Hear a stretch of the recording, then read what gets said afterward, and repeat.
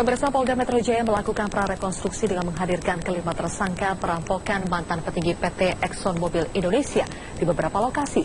Pelaku diminta mereka ulang aksi perampokan di kawasan Pondok Indah. Informasi selengkapnya kita bergabung dengan Fazila Khairunisa langsung dari Pondok Indah, Jakarta Selatan. Fazila, seperti apa jalannya dan temuan apa dalam prarekonstruksi ini?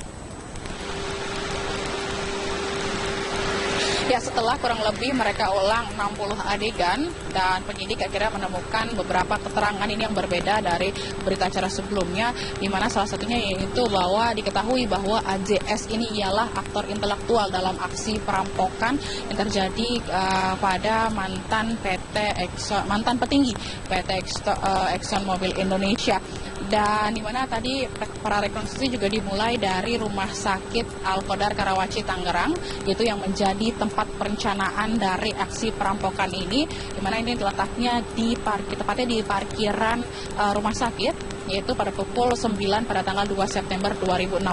Di sini AJS ini mengatur teman-temannya dan juga sempat memberikan senjata, yaitu satu senjata jenis revolver, senjata api jenis revolver kepada Samadi dan juga Walter PPK kaliber 32 yang dipegang oleh AJS sendiri, dan mengatur peran-peran dari masing-masing, di mana ada 5 tersangka yaitu AJS atau Adi John Suyadi dan Samadi ini berperan yang masuk ke dalam rumah dan bertugas merampok.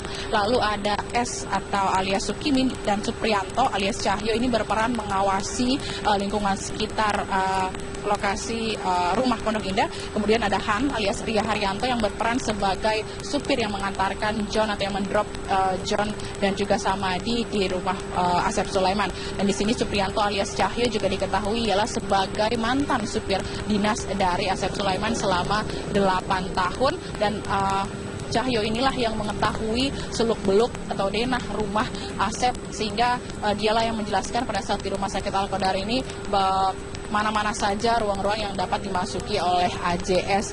Kemudian setelah itu mereka pergi ke Hotel Asri, yaitu pada pukul 1 hingga pukul setengah 2 dini hari, itu tepatnya pada tanggal 3 September 2016. Di sini di Hotel Asri ini mereka beristirahat dengan memesan makanan selama kurang lebih 1 jam.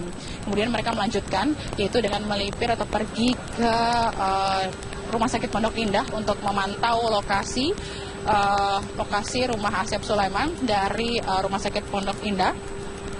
Lalu setelah itu prarekonstruksi juga dilakukan di rumah Asep Sulaiman, yaitu di rumah Pondok Indah, dan untuk mengetahui, dan hingga kini polisi juga sudah mulai menemukan motif, dan saat ini prarekonstruksi juga masih terus berlangsung, namun media tidak boleh meliput ke dalam. Namun polisi sudah menemukan atau motif dari aksi ini, dan berikut ialah pernyataan dari Hendy F. Kurniawan.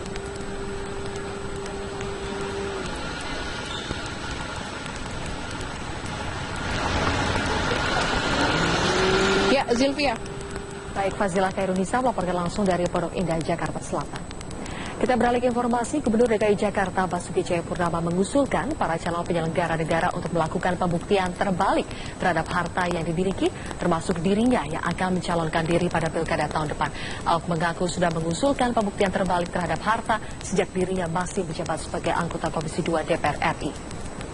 Pernyataan tersebut disampaikan Ahok usai meresmikan Pasar Kebon Bawang di kawasan Tanjung Priok, Jakarta Utara. Ahok menilai pembuktian terbalik terhadap harta sangat baik untuk diterapkan kepada calon-calon pejabat, terlebih calon kepala daerah. Menurut Ahok, cara tersebut lebih efektif untuk mencegah penyimpangan yang dilakukan semua calon, termasuk calon petahana, dibandingkan aturan kewajiban cuti untuk petahana. Ahok juga menegaskan pembuktian terbalik terhadap harta telah diatur oleh Undang-Undang Nomor 7 Tahun 2006 tentang pengesahan ratifikasi PBB melawan korupsi. Itu sejak saya anggota Komisi 2 DPR RI. Saya katakan Undang-Undang Pilkada harus memasukkan pasal itu. Itu adalah hasil ratifikasi konvensi PBB melawan korupsi. Jika ada pejabat negara tidak bisa membuktikan hartanya dari mana, maka itu disita buat negara.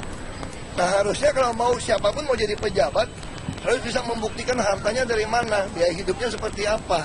Kalau nggak bisa memenuhi itu, ya nggak boleh jadi pejabat. Sementara itu, Partai Demokrat memilih membentuk poros baru bersama P3, PKB, dan PAN untuk menentukan calon alternatif kepala daerah DKI yang akan berhadapan dengan Basuki Cahayapurnama. Sikap serupa juga ditunjukkan Partai Demokrat